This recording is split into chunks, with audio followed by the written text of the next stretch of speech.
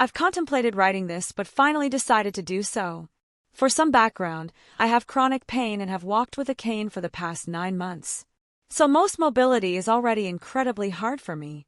This past Tuesday, I had gallbladder surgery approximately 3 days before this incident, during which I am staying at my parents' house, which has been a lifesaver.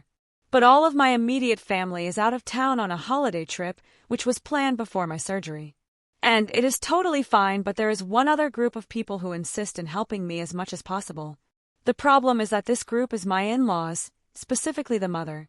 She is so kind and generous, and has done so much for me and my spouse.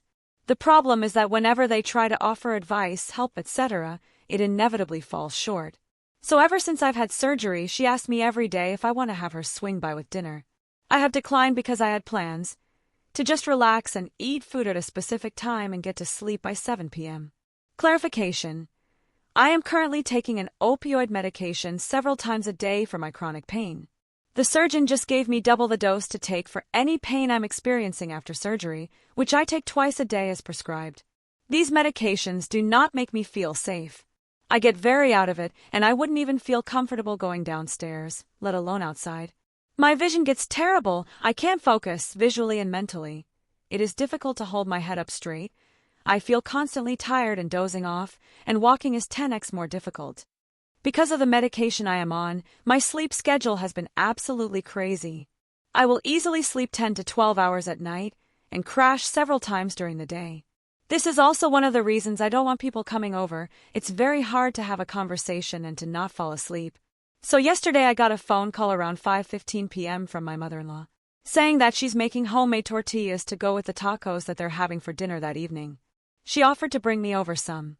I accepted the offer and wished her luck on the food, knowing that she hasn't made tortillas before. I was grateful for the offer and expected food to come in about an hour and a half, to compensate for cooking and the 10-minute travel time. 6:15. 7:15. Finally, at 7:30 p.m. I receive a text, "We will be there soon."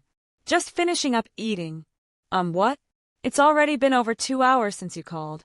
It is incredibly hard for me to stay awake and aware. I texted them back, "Sounds good," and did my best to stay awake until they arrived, which I thought would be soon. By the way I read the text. 10 minutes passed. 30 minutes passed. At 8:10 p.m. I get a call from my father-in-law. Here's how the conversation went. FIL. Are you at house number 123? Me, no. I'm at house number 567. FL. Okay, well I think I'm outside of the right house. It looks different in the dark. Me. Okay, as long as you're in front of the correct house. FL. Are you going to come out and get the food? Me. Me, you want me to go down the steps outside to get the food? FL. Oh, I guess I can bring it to the door. He ended up being at the correct house. We said a few pleasantries to each other. He handed me the food, then parted. I sat down and was finally able to have dinner 3 hours after the initial phone call offer.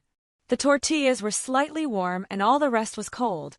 I was grateful for the food and texted my thanks to my mother-in-law. She then proceeded to text, "I'm making spaghetti tomorrow. If you want to get out, I can pick you up." I sat there stunned for a few minutes. Because of both of our living situations, that is at least 3 flights of combined stairs that I already struggled with before surgery, and now you want me to do it only a few days after?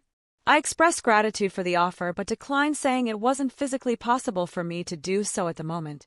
Overall, I am grateful for the kindness that was shown to me. But it messed up my sleep and eating schedule to the point where I was in unbearable pain before bed.